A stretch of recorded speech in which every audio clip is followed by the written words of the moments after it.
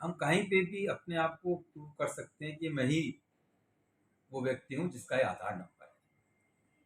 Okay. Sir मुझे ये भी जानना था कि आधार अपडेट कराना है तो क्या सेंटर पे जाना ज़रूरी है या फिर हम ऑनलाइन भी हाँ, कर सकते तो हैं? आधार के अंदर जैसे आप लोगों ने भी आधार का एनरोलमेंट कराया होगा, तो हम एक बहुत मिनिमम इन्फॉर्मेशन लेते हैं, नाम, जेंडर, डेट ऑफ बर्थ और पता और ईमेल और मोबाइल नंबर। नाउ भविष्य में कभी हमको एड्रेस चेंज कराना है या शादी के बाद नाम चेंज कराना होता है, कभी किसी ऑपरेटर ने मिस्टेक कर दी तो नाम को भी करेक्ट करना होता है। तो ऐसा लोगों को कराने के लिए तो एड्रेस अपडेट लोग ऑनलाइन भी करा सकते हैं। और एड्रेस अपडेट के अलावा अगर आपको नाम में कुछ अगर चेंजेस चाहिए या मोबाइल नंबर को अगर अपडेट कराना है तो आपको सेंटर पे जाना पड़ता है। लेकिन ओके। एड्रेस के लिए आपको कहीं जाने की जरूरत नहीं है। अगर आपका आधार मोबाइल नंबर से लिंक है तो आप यूआईडीआई के पोर्टल पर जाकर लॉगिन कर सकते हैं माई आधार पोर्टल पर और अपना एड्रेस अपडेट के लिए रिक्वेस्ट दे सकते हैं। और उसका 50 रुपया चार्ज है जो आप ऑनलाइन पेमेंट कर सकते हैं। ओके। तो इसलिए आपको सेंटर पे एड्रेस के लिए अपडेट कराने के लिए जाने की जरूरत नहीं ओके। और सर आधार के होने से लोगों को क्या-क्या सहूलियत मिल रही है अभी? है जी। आधार के होने से सहूलियत की अगर मैं बात करूं तो कि जैसे पहले अगर हम 2014 से पहले की बात करें तो जो बैंक अकाउंट होते थे वो बहुत लोगों के पास नहीं थे। हाँ, और बैंक अकाउंट खोलने के लिए आइडेंटिटी की जरूरत होती थी। हाँ, राइट। तो 2014 में माननीय प्रधानमंत्री जी ने एक प्रधानमंत्री जनधन योजना हुँ, चालू करी एंड जिसके अंतर्गत आधार को यूज करके अभी तक 48 करोड़ बैंक अकाउंट खोले जा चुके हैं। तो सबसे अगर हम बोलें तो सबसे ज़्यादा चेंज हुआ है फाइनेंशियल इंक्लूजन, कि लोगों के पास बैंक अकाउंट नहीं होता था, अब नाउ ये जो 48,000 प्रधानमंत्री जनधन योजना में अकाउंट खुले, इनको लेके अब लोग मेन स्ट्रीम में आ गए। अब यूपीआई एक दूसरा प्लेटफॉर्म आ गया है। अब आपने देखा होगा कि हर जगह क्यूआर कोड आपको दिखता है, हाँ, वो एक यूपीआई प्लेटफॉर्म पे काम करता है। अब चूंकि बैंक अकाउंट हो गए हैं तो यूपीआई के जरिए लोग 10 रुपये, 5 रुपये, 50 रुपये, 1000 रुपये, 10,000 रुपये वो ट्रांसफर कर सकते हैं, कोई भी हाँ, अमाउंट। तो ये एक बहुत बड़ा चेंज सिस्टम में आया है कि जो डिजिटल क्रांति आ गई है और जो डिजिटल फाइनेंशियल इंक्लूजन हुआ है वो इस आधार के कारण हुआ है। और दूसरा अगर मैं एक और आपको उदाहरण दूं, शुरू में जो राशन कार्ड होता था हुँ, वो राशन कार्ड होल्डर एक पर्टिकुलर दुकान के साथ अटैच रहते हाँ, राइट। थे। उनको अगर जो सरकारी रेट पे, सब्सिडाइज रेट पे अगर गेहूं लेना है तो उसी दुकान वाले के पास जाना पड़ता हाँ, था। तो अब दुकान वाला कब दुकान खोल रहा है, उससे कैसे बात कर रहा है, उनके पास कोई ऑप्शन नहीं होता था पहले कहाँ जाए, है ना? तो और कई बार गरीबों के राशन कार्ड भी रख लिए जाते थे और वो दुकानदार खुद ही उनका जो सब्सिडाइज गेंदा रख लेता था। तो ऐसी बहुत सारी चीजें पहले चलती थी। हाँ, अभी आप देखें पिछले 8-9 साल में जो ये राशन कार्ड के अंदर आधार को सीड किया गया और one nation one ration card, हुँ, उसका फायदा ये हुआ है कि एक तो आदमी राशन किसी भी शॉप से ले सकता है। हाँ, अगर वो दुकानदार सही टाइम से नहीं खोल रहा है, सही ढंग से व्यवहार नहीं कर रहा है या आपको सामान बराबर नहीं दे रहा है तो और दूसरी दुकान पे जा सकता है। हुँ, और ये तो एक अलग चीज, मतलब दुकान से दुकान जाए। पर अब आप देखिए कोई आदमी मान लो बिहार से बम्बई में आया, हुँ, उसकी फैमिली तो वहां है, अब वो यहाँ पे आ रहा है तो वो अपना हिस्से का राशन मुंबई में ले सकता है किसी भी शॉप पे जाके। ओके, तो ये जो परिवर्तन आया है one nation one ration card, जो कि आधार उसमें है, तो आधार से हम ऑथेंटिकेशन कर सकते हैं कि यही आदमी है जिसको राशन कार्ड दिया गया है, उसी परिवार का सदस्य है। तो ये पूरे कंट्री के अंदर नाउ वो राशन ले सकता ले है। सकते हैं। और दूसरा सर एक एम आधार के बारे में जो सुना है, तो उसके ऊपर आप थोड़ा-सा प्रकाश डाल सकते हो? हाँ, एम आधार जो है, शुरू में जब आपने देखा होगा जिनको आधार मिला तो घर पे आधार लेटर आया।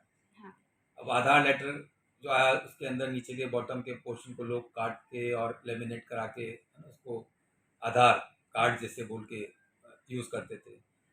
और उसके बाद हमने आधार पीवीसी भी देना चालू किया, हमारी वेबसाइट पे लोग अप्लाई कर सकते हैं और उनको हम प्लास्टिक के ऊपर एक आधार को प्रिंट करके हम स्पीड पोस्ट से डिलीवर करवाते हैं। तो ये सब एक तरह से फिजिकल रूप हैं आधार के, लेटर की फॉर्म में, पीवीसी की फॉर्म में। और लोग डाउनलोड भी हमारी साइट से ई आधार को कर सकते हैं कि आज अगर उनको मैसेज मिला कि आधार जनरेट हो गया है या आधार अपडेट हो गया है, तो आप उसको डाउनलोड कर सकते हैं। तो एम आधार जो है ये एक एप्लीकेशन है। तो आप आजकल सबके पास स्मार्टफोन है, तो हाँ। हम तो यही रिकमेंड करेंगे कि डिजिटल इंडिया में आप सब भागीदार बनिए। पेपर आधार की जगह आप एम आधार यूज करिए और उस एप्लीकेशन को डाउनलोड करें, और कहीं पे भी अगर आपको अपना आधार बताना हो तो आप उसी एम आधार के अंदर अपने आधार को बता सकते हैं। और उस एम आधार एप्लीकेशन में सारी आधार से रिलेटेड सर्विसेज की अगर आपको अपडेट करना है, नियरेस्ट सेंटर के बारे में जानना है, आधार को लॉक करना है, वो सब आप उसके थ्रू सर्विसेज को यूज कर सकते हैं। एक नई चीज और है जो अगर मैं बात करूं, अगर हम कभी क्यूआर कोड की बात करें तो लोगों को दिमाग में भी आता है कि क्यूआर कोड मतलब यूपीआई वाला पेमेंट। हर जगह आपने देखा होगा क्यूआर कोड हर दुकानों पे लगा रहता है। पर आधार का क्यूआर कोड ये अलग है। ये डिजिटली साइंड जो क्यूआर कोड है, इसके अंदर आधार की सारी इंफॉर्मेशन है। अभी कोई अगर किसी को अपना आधार देता है, अब वो सही है या गलत, उस क्यूआर कोड को पढ़कर आप पता कर सकते हैं। तो एम आधार एप्लीकेशन में क्यूआर कोड स्कैनर है, और ये स्कैनर अलग से भी अवेलेबल है। तो एम आधार के अंदर तो है ही, पर उस स्कैनर को आप अलग से भी डाउनलोड कर सकते हैं। आधार स्कैनर वो भी अलग से प्ले स्टोर पे अवेलेबल है। उसको यूज करके जब आप क्यूआर कोड को रीड करेंगे, तो अगर वो सही आधार कार्ड है तो डेटा रीड हो जाएगा, और उसका नाम, उसका फोटो, एड्रेस और लास्ट 4 डिजिट आधार की डिस्प्ले हो जाएगी। तो ये एक ऐसी आइडेंटिटी है जिसको आप खुद वेरीफाई कर सकते हैं। बाकी आइडेंटिटी को वेरीफाई करने के लिए आपको कंसर्न डिपार्टमेंट के पास जाना पड़ेगा कि भाई पासपोर्ट आपने इशू किया कि नहीं क्या, ड्राइविंग लाइसेंस आपने इशू किया कि नहीं क्या, ये सही है क्या। तो इस मायने में आधार बहुत पावरफुल है। तो मैं यही कहूँगा सभी लोगों से, और अभी कई लोगों के पास स्मार्टफोन है, तो प्लीज़ डाउनलोड करें एम आधार को और यूज़ करना चालू करें। और दूसरा सर, अभी आधार और पैन कार्ड जो रहता है वो लिंक करने का जो चल रहा है, तो उसके बारे में आप थोड़ा सा अगर बता देते तो। अभी बिल्कुल बहुत लोग हमारे पास भी आते हैं कि आधार से पैन लिंक नहीं हो रहा है। तो जनरली इशू क्या रहते हैं कि कई बार आधार में जो नाम लिखा गया है, पैन में जो नाम है, उसमें थोड़ा बहुत कुछ कुछ एक डिफरेंस हो सकता है। जैसे किसी का नाम संजय है और वहाँ पे उसने कहीं संजय के अंदर स्पेलिंग में या तो डबल ए आ गया, जो थोड़ा बहुत अगर उसके अंदर चेंज, क्योंकि वहाँ क्या ऑटोमेटिक जो चेक हो रहा है, डेमोग्राफिक चेक जो लगा रखा है आधार और पैन लिंकिंग में, वो फेल हो जाता है। तो उसके लिए अभी जो मेरे को भी पता लगा है कि इनकम टैक्स डिपार्टमेंट ने आधार बायोमेट्रिक ऑथेंटिकेशन भी चालू कर दिया है। तो वो एक, आई थिंक एक प्रोटेन कंपनी है और एक यूटीआई आईटीएसएल कंपनी है, उनके जो आउटलेट हैं पैन बनाने के, वहाँ पर ये फैसिलिटी अवेलेबल है। तो जहाँ अगर उनका डेमोग्राफिक में कुछ चेंजेस है और सिस्टम में मैच नहीं हो रहा है और वो रिजेक्ट हुए जा रहा है लिंकिंग में, वो उन सेंटर पे जाके अपना बायोमेट्रिक ऑथेंटिकेशन करा के पैन और आधार को लिंक कर सकते हैं। ओके सर, एक लास्ट क्वेश्चन कि ये बहुत लोगों को ना अभी का एसएमएस मिल रहे हैं कि आपके आपके ना डॉक्यूमेंट अपडेट करवा दीजिए, तो वो कितना ज़रूरी है?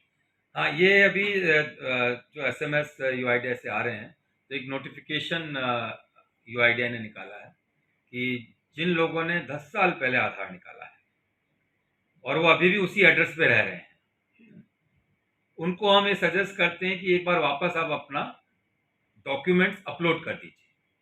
जैसे आपने देखा होगा बैंक्स में भी एक ई केवाईसी, री केवाईसी होता है। भले आप रह रहे हैं लेकिन एक बार वापस वो बार बार हर टाइम टू टाइम चेक करते रहते हैं कि भाई ये अपना कस्टमर बराबर है नहीं है, तो उसका केवाईसी करते हैं। तो ऐसे ही आधार में भी ये हम सजेस्ट करते हैं लोगों से, इसलिए लोगों को मैसेज भी कर रहे हैं ताकि आधार आपका हमेशा अप टू डेट रहे, है ना, और सशक्त रहे। तो आप अपने डॉक्यूमेंट, प्रूफ ऑफ एड्रेस और प्रूफ ऑफ आइडेंटिफिकेशन को हमारी वेबसाइट पे जाके या हमारे सेंटर को विजिट करके अपलोड कर सकते हैं। और अभी इसमें मैं कहना चाहूँगा कि जो हमारा माई आधार अपलोड पोर्टल है, लोग उस पर जाके अगर अपलोड करें तो अभी उसको हमने फ्री किया हुआ है। अगर आप सेंटर पे जाएंगे तो वहाँ पे 50 रुपये देना पड़ेगा, लेकिन अगर आप हमारी वेबसाइट पे से अगर करेंगे तो उसमें सिर्फ 15 सितंबर तक ये हमने सुविधा फ्री करी हुई है। तो मैं लोगों से यही प्रार्थना करूंगा कि ज़्यादा से ज़्यादा लोग हमारी वेबसाइट पे जाके और अपने डॉक्यूमेंट्स को वहाँ पे अपलोड कर लें, और ये 15 सितंबर तक फ्री है। Thank you sir.